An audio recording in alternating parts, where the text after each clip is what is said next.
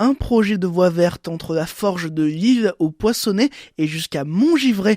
On en parle avec Jean Petit-Prêtre, vice-président de Châteauroux Métropole en charge des travaux.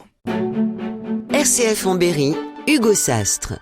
Jean Petit-Prêtre, une voie verte, qu'est-ce que c'est ? Alors une voie verte, c'est une piste cyclable en site propre, complètement dédiée et complètement sécurisée. Un peu comme ce qui existe entre Le Blanc et Argentan. Donc nous, ce que nous souhaitons, c'est mettre à profit l'existence d'une voie ferrée qui est désaffectée, donc qui pourrait être mise à notre disposition et qui nous permettrait de créer une dorsale en quelque sorte de déplacement doux, qui permettrait d'organiser d'autres liaisons et un autre maillage ensuite au niveau de chacune des communes, des intercommunalités.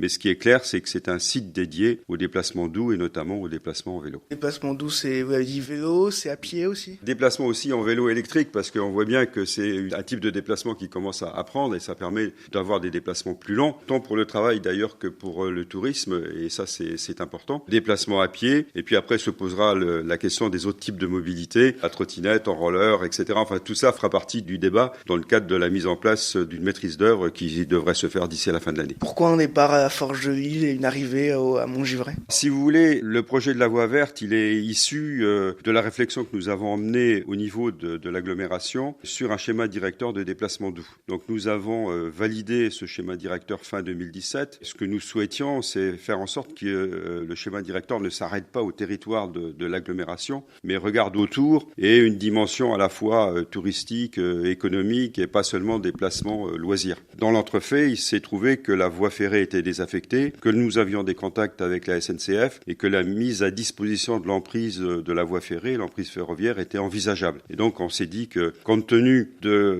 l'emplacement de cette voie ferrée qui relie Châteauroux à La Châtre très clairement, sur une zone qui peut être tout à fait touristique, mais qui peut avoir aussi des aspects déplacement domicile-travail, était pertinente. Finalement, du coup, c'est un moyen de découvrir autrement le territoire ?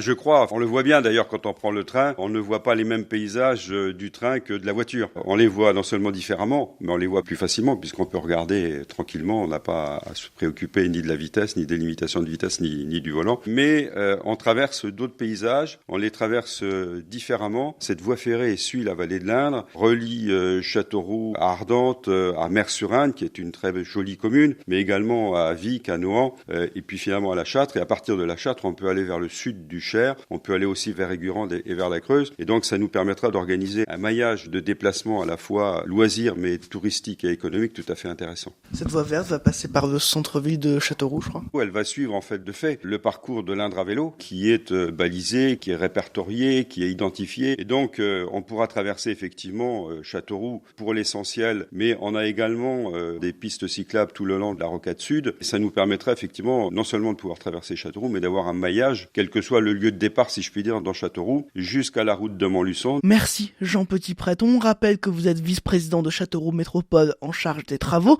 Vous nous parliez d'un projet de voie verte entre le Poinçonnet et Montgivray. Cette voie verte devrait être opérationnelle d'ici 5 ans.